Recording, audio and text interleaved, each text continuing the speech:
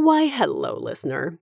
So, I picked up a cold this week, and my voice, as you can probably tell, is a wee bit husky. But I didn't want to put off recording this episode and having it be late, so I hope you'll forgive me and enjoy a slightly more croaky performance than usual. Now, onward we go.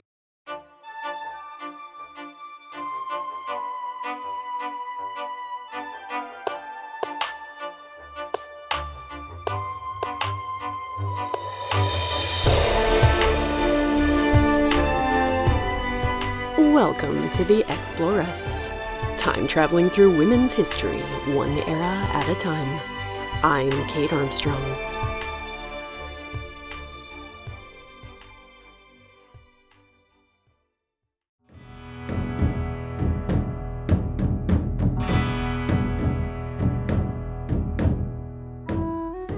We're in Scandinavia around 1000 AD.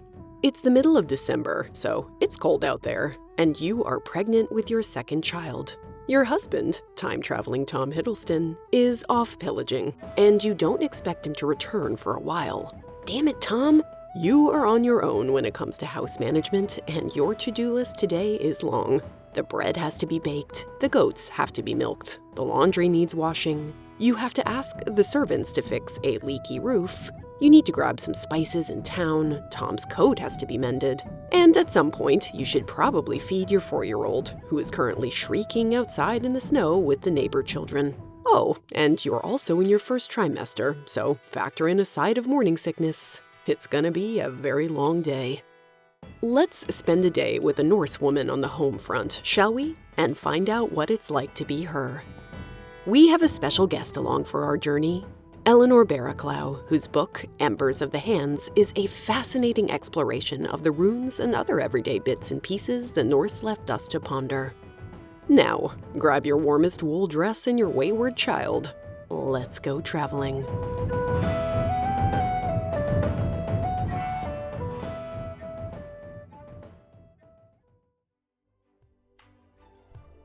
But first, a shout out to some of our patrons. The newest Pirate Queen, Jennifer S. The newest Boss Lady, Jennifer V. Our Warrior Queens, MCF, Gail, Christina, Sarah, Amanda, Ika, June, Neve, and Sloan, Jessie, Kate, and Alexis. Our Imperial Empresses, Letitia, Sally, Teresa, Samara, and Faye and Whimsy Soapworks. And our Lady Pharaohs, Lori, Kimberly, Cheryl, Kot, Laura, Bridget, Sophie, Kate, and the fabulous Courtneys.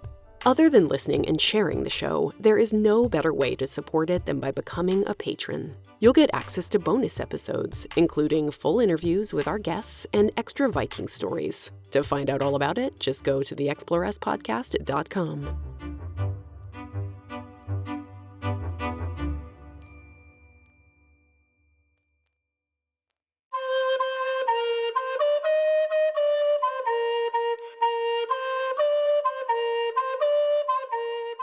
As we've learned so far in this series, the Viking world isn't as strictly gender segregated as other places and times we've visited. However, it's generally fair to say that men spend more time out raiding, fighting, sailing, hunting, and trading than we do. For the most part, they control war, politics, and law. We ladies control the home, though, which is nothing to be sneezed at. While the raiders are away, the ladies are keeping everything running. The home, the family business, society at large. It's a massive responsibility that most Viking men recognize and respect. Taking care of the home isn't something that's looked down on in the Viking Age. It's considered of equal value. In fact, it's really the only reason men can go out raiding. We ladies literally hold down the fort. Viking society would collapse without us. But it is not an easy job. So, rise and shine, my friends. It's cold outside, but too bad, no dawdling. We have things to do. What are we sleeping on, you wonder? It seems a bench is a popular choice, especially if we have a sheepskin cushion handy. Archaeologists have found duvets stuffed with down in the graves of the richest Vikings. Lucky them. It's common to sleep seated or on our sides in the fetal position, and so Viking beds, which only the wealthy amongst us can afford, are quite short. A bed found aboard the Oseberg ship, Made of wood and dated to 834 AD, was designed to break down into interlocking pieces. The world's first IKEA-style flat-pack bed? Most of us don't have anything nearly this fancy. We also don't have a bedroom all to ourselves. Last night, we'll have dragged our bedding to the center of the space and slept there with the rest of the household, and now we'll simply tuck our beds away for the day. Let's start with a bit of personal grooming. We tend to picture Vikings with greasy beards and filthy tunics, but we have evidence that we care quite a lot about our appearance. One almost contemporary account by English monk John of Wallingford observes that Viking traders are almost shockingly clean. Here's Eleanor. Essentially, they bathed every week, every Saturday, and they changed their socks, and they brushed their beards, and all their clothes were lovely. And then he says, and because of that, funnily enough, the local women were really into them. And you're thinking, you don't say. In this way, John said, they laid siege to the virtue of the married women, and persuaded the daughters, even of the nobles, to be their concubines. Apparently, the English women prefer these clean Viking men to their own husbands. Not that I blame them. Have you seen Tom? But what I love is, him saying, they bathed once a week, they bathed on Saturdays. And that's a word that's in Old Norse. Saturday is Laugardagur, which means bath day. Even in modern Scandinavian languages, in Norwegian it's Lørdag, in Icelandic it's Laugardagur. It's still that same sense of bathing and washing, which is important. There are problems with this source. The English monk who wrote it was writing a history, not a chronicle of his present reality. On the flip side, there's an account from 10th century Arab diplomat Ibn Fadlan, who spent a bit of time with some Eastern Vikings called the Rus. They are the filthiest of God's creatures, he said, then shared a story about their horrible bathing practices. One thing he says with absolute disgust is that every morning, basically, a girl comes around with a bowl, passes this bowl of water around, and everyone just gobs and spits and combs their beard into it and then passes it on to the next person. And he says they don't wash after they've had sex, and it's all. And he's obviously horrified. He's coming from a culture where you bathe with running water and you have very strict rituals and prohibitions around cleanliness. And so for him, they are sort of the filthiest of God's creatures, is how he describes them. So, are we clean or aren't we? Well, while contemporary portraits of the Vikings are rare, the few we do have show Nordic men with impeccably trimmed mustaches and beards, perfectly combed hair, and meticulous clothing. We have evidence that Norse women are into cleanliness as well. It's interesting in Iceland, and again, going back to the sagas, often you have young lovers meeting at the hot springs. Obviously, it's a volcanic country. You have this lovely warm bathing culture, and that's where young men and women often meet and sort of form relationships. So there's obviously plenty of bathing going on for the women as well. It seems like we are indeed pretty into personal hygiene. The archaeological evidence backs us up on this. The Norse have been found buried with cleaning kits containing things like tweezers and toothpicks. And then there's our clear obsession with combs. So often what you find in Norse graves or Viking graves are combs. And combs seem to have been a really big deal, very, very personal. There's something that you go into the next world with, you go into the ground with, whatever, because it's yours and it matters. But it also tells us that hair care is important, if that's what you're being buried with.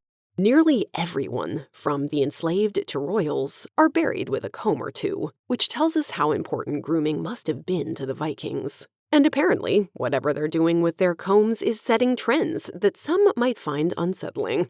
Around 1000 AD, a concerned English abbot writes to one of his brothers about his Viking-inspired hair choices.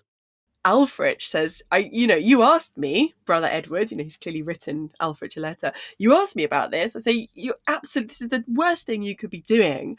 You're styling your hair like these Scandinavian settlers, who did not give life to you. You're disgracing your ancestors. And he very specifically says, sort of short and shaved at the back and long and shaggy at the front is what he's getting at.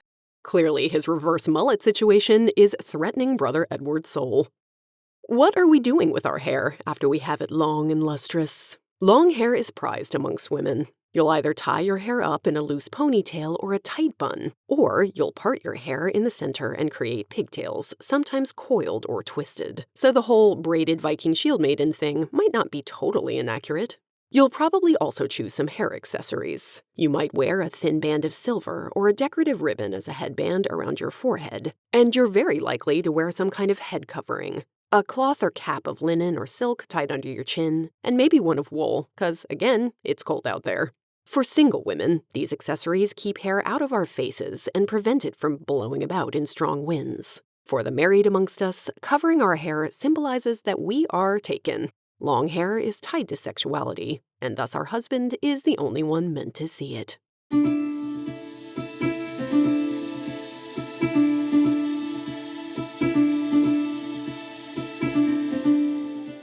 Now that we've tidied up a bit, it's time to get dressed. Let's be clear. We have very little detailed or super concrete evidence about exactly what a Norse woman's clothes looked like. Clothes in burial mounds often don't age well. But we do have some notions. To begin, Viking women, especially in urban towns, will wear different fashions than women on farmsteads, and what we put on is going to depend a lot on what part of the Viking world we're in. Our outfits might reflect Slavic, nomadic, Oriental, or Byzantine styles and fabrics, thanks to our extensive network of trade.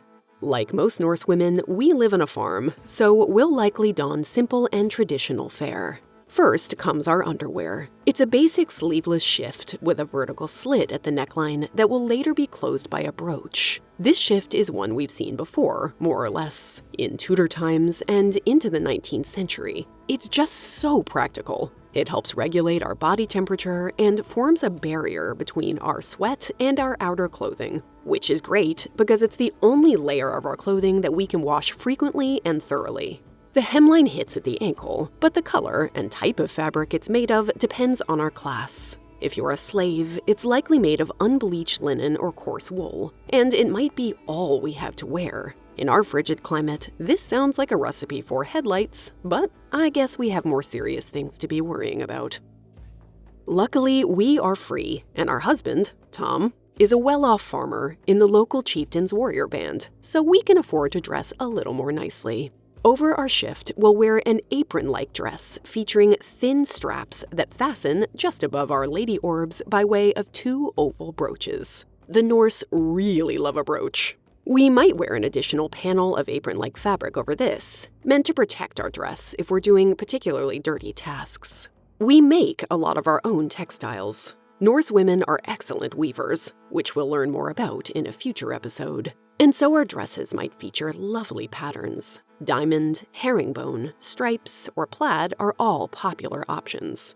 It looks like some of our dresses might even feature fancy pleats. They're also colorful. Reds, pinks, yellows, greens, and purples are all possible thanks to the sophisticated plant, chemical, and mordant dyeing techniques we have on offer. Deep blue dye derived from woad, a flowering plant of the cabbage family, is by far the most popular color. Lucky for us, we look amazing in blue.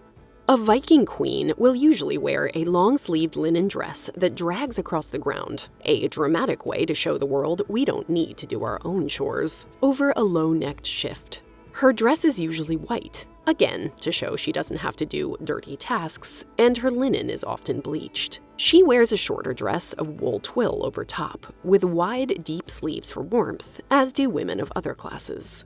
All dresses are tighter fitting up top with a wider, flowing hem for ease of movement.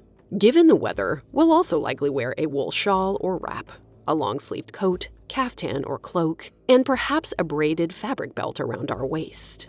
If we're wealthy, our winter wear might be embroidered, lined with fur, or decorated with trim. We'll also wear leggings, linen or wool, with feet but no crotch, so we can squat to pee without having to strip down to our altogether. No cute little modern-style undies for us. Are Norse women wearing pants? Maybe. There are pretty clear masculine and feminine norms for clothing. In Iceland, there are even laws that make it illegal for men and women to wear clothes and hairstyles of the opposite sex. That doesn't mean everyone is obeying the law, nor does it mean the law is enforced everywhere. In fact, in the saga of the people of Laxardal, a man divorces his wife for wearing pants like a masculine woman. How dare she? If you're a warrior, though, and we will talk about shield maids in a future episode, I promise, you'll probably wear pants to do your warrior business. Archaeologists have uncovered graves in which female skeletons were buried in them, along with linen shirts belted over wool or linen slim-fitting trousers. One thing is for sure, even if you do don pants, you won't have any pockets. If it makes you feel better, the gents don't have them either. So what about our footwear?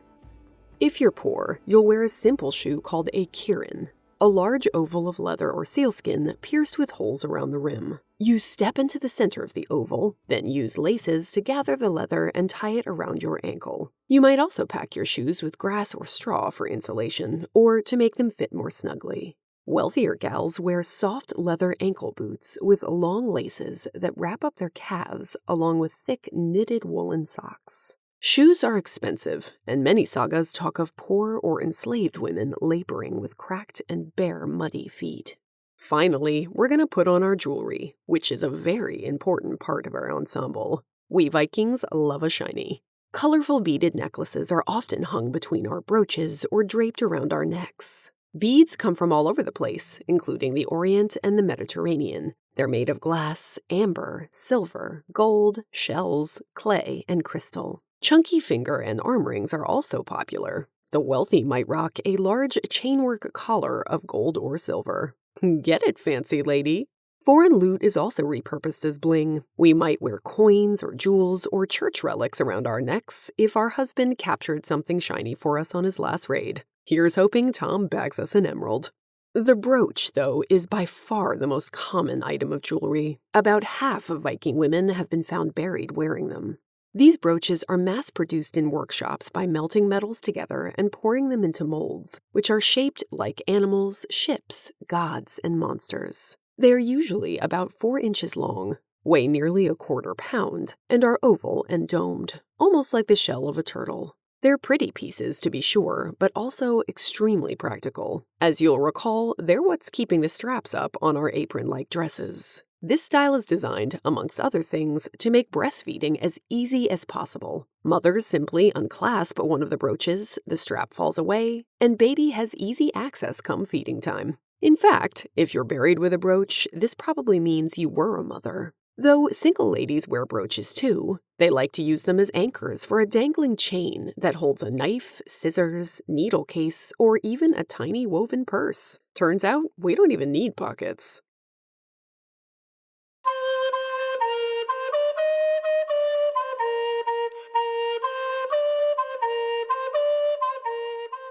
Now that we're dressed, let's explore our neighborhood. Most Vikings live in a small farming community, but urban towns, populated by tradespeople, spring up in Scandinavia as well.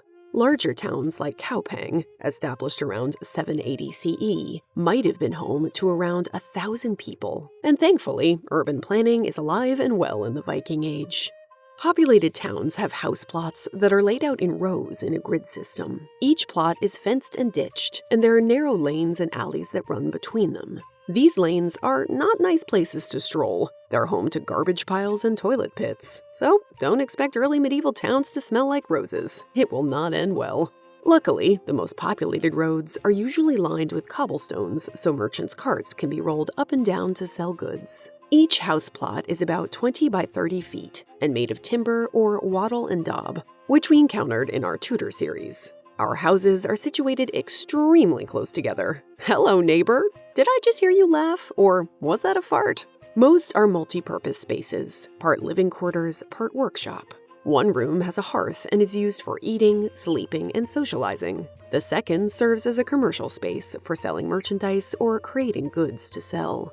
As the majority of us are Norse farmers, though, we tend to have more room to move. If we're wealthy, we might have an estate that looks quite similar to the feast hall, only in miniature. 30 to 40 people might live on an estate, including our extended family, some retainers, and our servants and slaves. Most people live on smaller farmsteads, with maybe 7 to 10 people. Parents, children, some elderly relatives, and maybe a laborer, servant, or slave or two. While the wealthy can afford to live in wooden houses, most of us are settling for wattle and daub with earthen floors.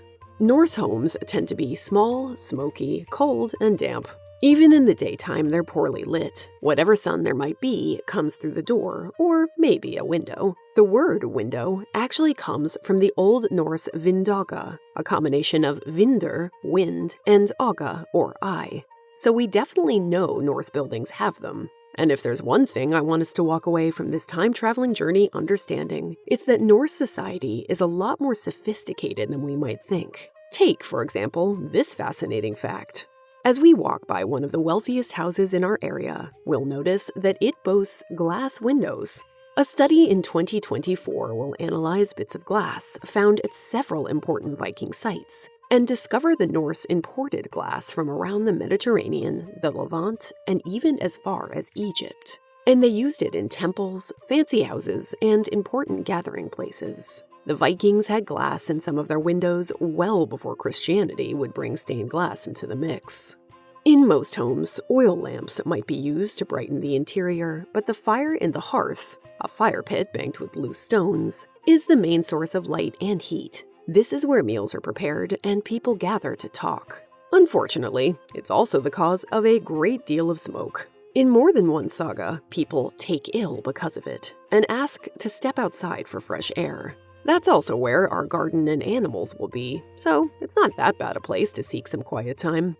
Most homes don't have many rooms, just 1 or 2 open spaces, which we transform as we need depending on what we're doing. And we're minimalists when it comes to decoration. Our possessions are stored out of the way in boxes or chests, or in platforms built into the rafters. Locks have been found, suggesting we Vikings lock or bolt our doors at night, while our chests and boxes are secured with padlocks. Look, if you've spent your life pillaging other people's homes, it makes sense that you'd be paranoid about someone doing the same to you.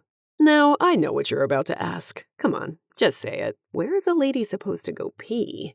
In towns, your pit toilet is basically 5 feet from your door. On the farm, though, toilets are dug close enough to the house to be convenient, but far enough away as not to be gross. Sometimes they're lined with wickerwork, or you might just be sitting on a plank with a hole carved in it. When the pit gets full, it is filled, sealed, and left behind. Out of sight, out of mind, baby. Imagine being the historian to discover one of these, though.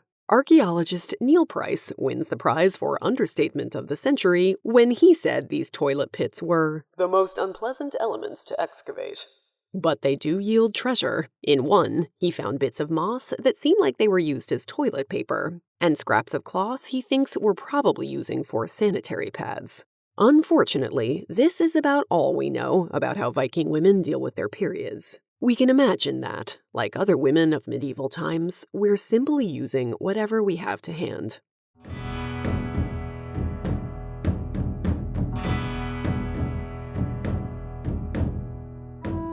On that appetizing note, let's eat breakfast. What, pray tell, is on our table? The Norse are eating farm-fresh food, of course, and meat is a big part of our diet. Beef, mutton, goat, and pork are all the most popular choices, mainly stewed or roasted in kebabs over the fire. Chickens are kept for eggs, and meat and ducks, geese, and other waterfowl are hunted. Larger game such as elk and reindeer are eaten sometimes, and boar meat is particularly coveted. Seafood is common as well. Freshwater fish, seal, and even whale. Milk, sour whey, butter, cheese, and skyr, a slightly sour and thick Icelandic yogurt, are all on the table. Thankfully for our digestive systems, vegetables and herbs like cabbage, peas, beans, turnips, garlic, thyme, mustard, coriander, and dill are as well. We scavenge berries and mushrooms from the woods and eat grains like flaxseed, wheat, rye, oats, and barley, usually as porridge or bread. There are at least 9 types of bread: rectangular loaves, oval buns, flatbreads, biscuits, fried dough, and even a snack that looks a lot like a pretzel. We sure do love a complex carb. It should also be noted that after testing teeth from more than 100 sites spanning 2,000 years of history, researchers found that Viking women were unusually strong, healthy, and tall compared to women elsewhere. Turns out we're just as well fed as Viking men. All that said, it doesn't mean our diet is always as well-rounded or healthy as we'd like it to be. How do we know? Because the Vikings may not have left us a lot about their everyday lives to discover, but they did leave us the world's largest fossilized human poo. This 20-centimeter-long, truly magnificent turd is called the Lloyd's Bank coprolite, and it tells us a lot about what the Norse are eating. Mostly meat and bread, according to this Goliath. It also tells us that we're dealing with a whole lot of intestinal worms. Yum! Making bread can be strenuous. The grain has to be ground into flour between rotary cairnstones, and this isn't the lightest and fluffiest of foodstuffs. This habitual grinding is actually why some Viking skeletons have tears in their shoulder joints. This type of work is usually performed by the enslaved, who we'll talk more about in a later episode. For now, let's enjoy this charmingly dark, lady-centric story. In one Icelandic poem, one King Frodi brings two strong female slaves to grind his magic millstone. Nope, not a euphemism, which produces whatever the grinder wished it to. The king tells them to grind out gold, and then to grind out peace and plenty. The women do so cheerfully while singing a working song. Then the king gets greedy and denies them sleep. And, as all women do when they're denied sleep, they get angry. They tell the king, "You were not very wise when you brought your slaves. You chose us for strength and looks and asked nothing about our background." As it turns out, before they were captured and enslaved, these women were warriors, and they tell Frodi, "As heroes, we were widely known with keen spears. We cut blood from bone. Our blades were red." Uh-oh. The women order the magic millstone to grind out an army to overthrow their master, saying, "Let's turn the mill handle harder. We're not yet covered in corpse blood." Funnily enough, this poem is the basis of a working song that Viking women sing while making bread. If that isn't a low-key threat reminding menfolk of their place, I don't know what is. While women are in charge of the home, they aren't the only ones cooking. Pots, pans, and kitchen equipment have been found in both male and female graves. They're actually found in more men's graves than women's at Kaupang. One of the reasons men know how to cook is because they have to. When they go off raiding or exploring, they have to feed themselves somehow, and it seems as though they pitch in when they're at home as well. We love to see it. Similarly, brewing is a task that usually falls to women, but men can and will brew beer when necessary. In many of the sagas, men are just as likely to be brewers as women. In one poem, Aegir, the mighty god of the sea, happily brews the beer for a godly feast. Get to work, boys. There's a common perception that Vikings love to drink hard, and you know what? It's pretty accurate. Bread isn't essential for our feasting, but beer is. Archaeologists have found brew houses with malting floors, drying ovens, and drainage systems next to feast houses. How convenient. Wine is around. It's imported and rather expensive, though, so only the elites are drinking it. But ale and mead are very common, drunk from horns or tankards of leather or wood. Mead is considered the gold standard of alcohol, and bees are kept specifically to make it. Heavy drinking at feasts is the norm, but getting drunk is to be avoided. In one saga, when Sigurd the Dragon Slayer asks the Valkyrie Brunhild for advice, she warns him not to drink to excess. "Singing and drinking have brought sorrow to many. To some, death. To some, bad fortune." The visions we have of Vikings gnawing on lamb legs and wiping their hands on their beards isn't accurate. We Norse have plenty of table manners. Meals are consumed around the hearth, which makes sense, as food is prepared in clay vessels laid directly in the fireplace, grilled or fried in iron pans, or suspended in cauldrons. Large meat forks are used to serve it, but, as in so many other places in this time period, nobody is using individual forks. Instead, everyone carries a pocket knife for a variety of reasons, but most importantly for eating.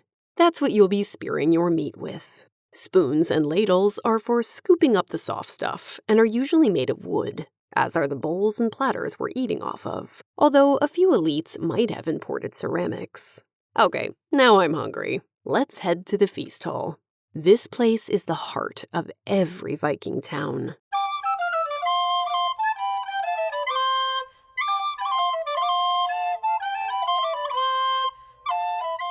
Viking kings and rulers don't have palaces. Instead, they visit the feast halls of their various retainers and friends to hold court and enjoy the hospitality of the local chieftain, who is responsible for providing the feast. These feast halls are very expensive to build, usually built atop hills so that they can be seen by all.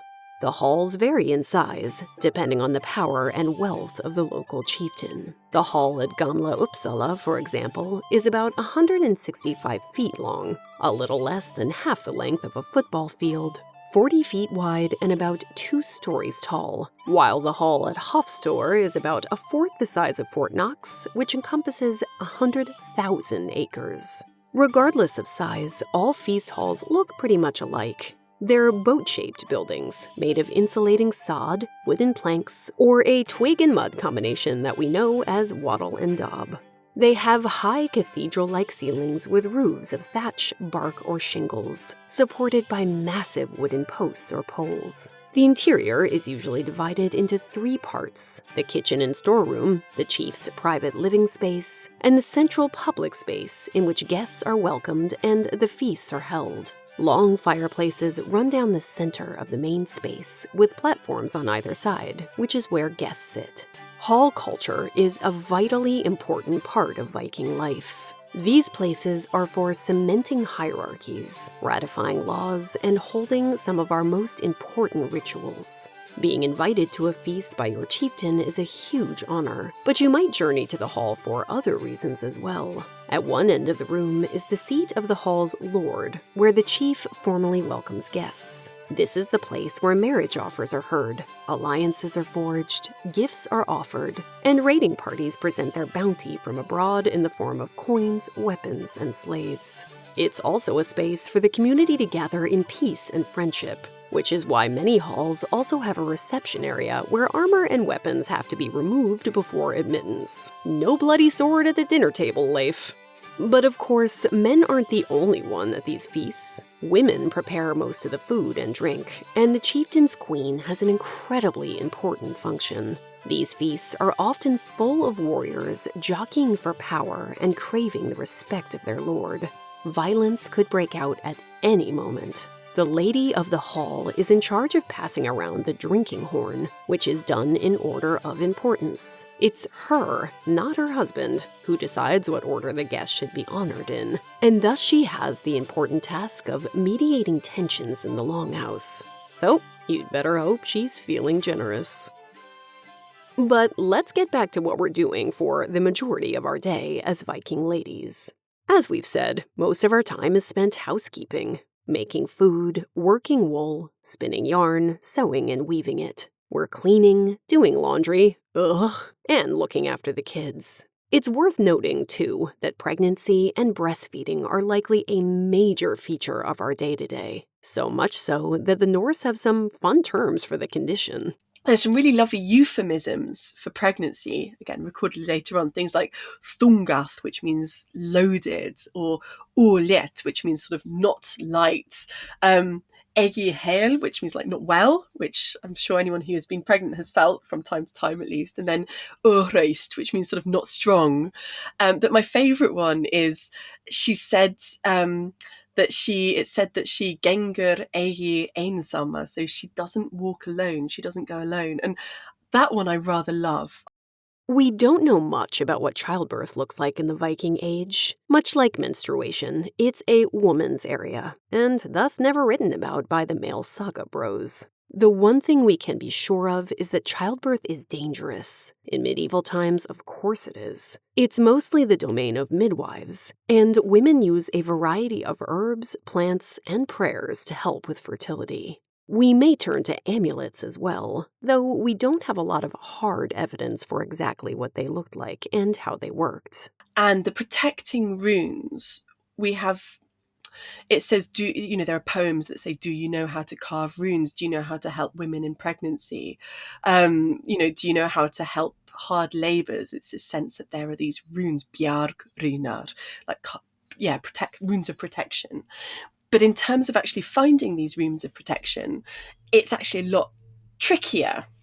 It makes sense that talismans would play a big part in childbirth. For most of history, giving birth is one of the most perilous adventures a woman can go on. That's certainly true in the Viking Age, which we can tell from the monuments they left behind. There are cases, we have archaeological examples of where no protection is going to have worked. So there's a really touching grave it's a little island as part of the Orkney Islands, and it's a young woman, buried with a newborn child, and it looks like they've died in childbirth. Now, we don't know for sure, but that seems like a fairly good assumption. And it's one of the richest, most beautiful burials, anywhere in the Viking world, certainly on Orkney. But the two of them are there together, and for me, I always find that particular grave very sort of affecting, because you don't actually have as many examples of this as you might think, and that tells us why everyone was so concerned with protecting themselves, for very good reason. So, we will likely be pregnant, healing from a miscarriage or childbirth, or nursing for much of our lives. Scholars estimate that Norwegian Viking women are probably having a child every 30 months or so, which is comparable to the birth rate of other medieval women. But don't think you're going to have much time to rest. We also know that many children die of natural causes, and child mortality rates at this time are upsettingly high, between 30 and 60%. Also upsetting, the Vikings seem to prioritize the well-being of male babies. Modern radiography tests run on Viking bones suggest that while only 7% of male children are malnourished, it's up to 37% of female children.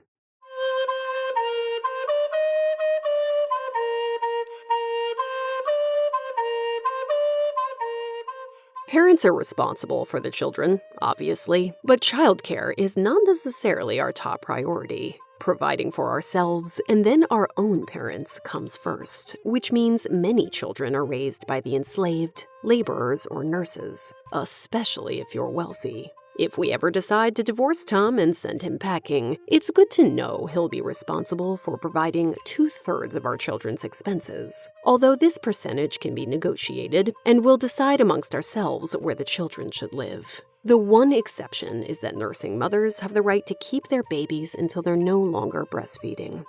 Children of every class are raised communally. In one saga, Princess Lufina is captured by a Viking and forced to marry him.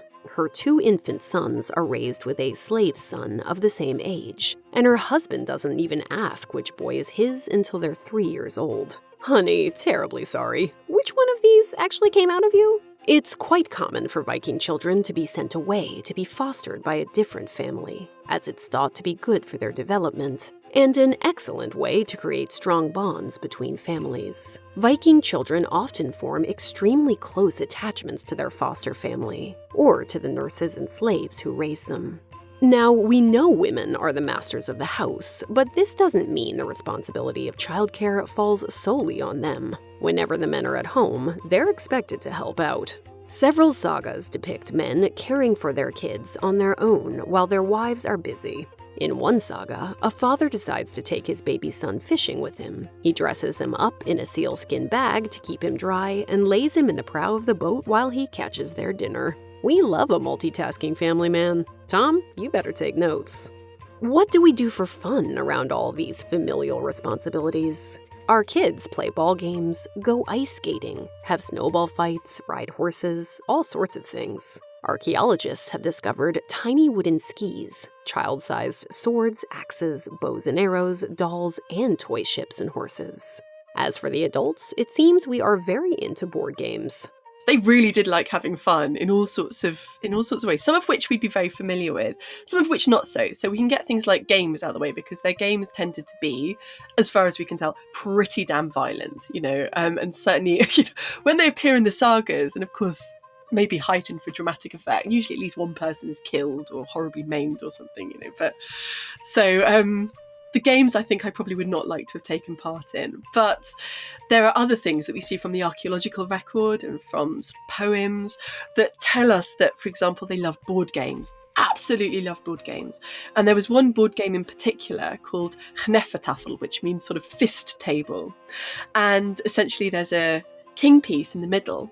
And then he's surrounded by sort of protecting warriors.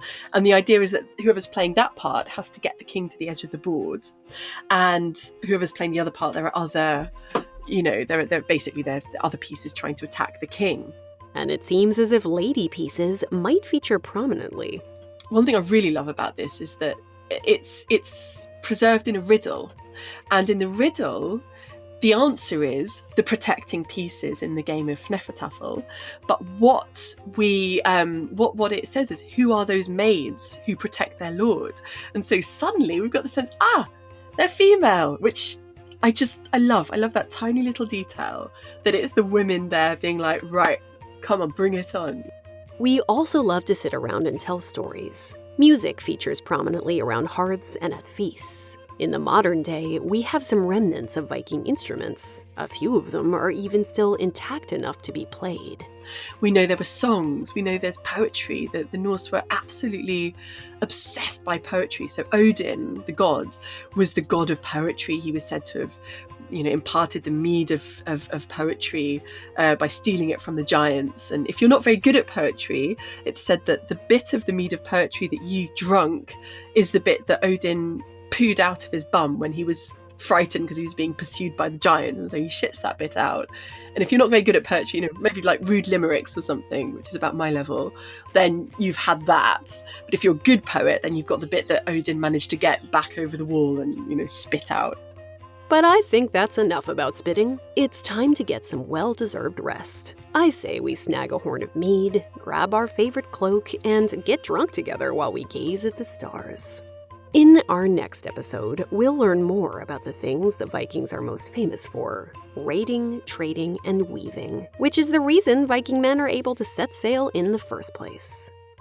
Now, if you're listening to this episode in real time, episodes 4 and 5 of the series aren't coming out until July. Please don't kill me. I have a pretty big deadline coming up, and those 2 episodes are just going to need a little bit more time. But never fear, there are going to be new episodes between now and then. Namely, the first installment of what I'm now officially calling the Exploress Book Club. I've invited historical fiction author Alison Goodman onto the podcast to talk about her book, The Benevolent Society of Ill-Mannered Ladies. She's going to tell us what it was really like to be a woman in the Regency era. So pick it up and give it a read, if you haven't already, and meet me back here at the beginning of May.